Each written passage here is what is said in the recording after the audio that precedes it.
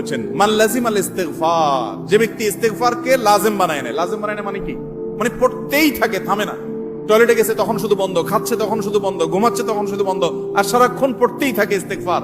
আস্তাগফিরুল্লাহ ওয়া আতুবু ইলাইহি, সাইয়্যিদুল ইস্তিগফার বা যে কোনো ইস্তিগফার, সবচেয়ে ছোট ইস্তিগফার আস্তাগফিরুল্লাহ আস্তাগফিরুল্লাহ। এটা যে পড়তেই থাকে, নবী করিম সাল্লাল্লাহু আলাইহি ওয়াসাল্লাম বলেছেন তার যে কোনো বিপদ থেকে বের হওয়ার জন্য আল্লাহ তাআলা নিজে পথ দেখায় দেন।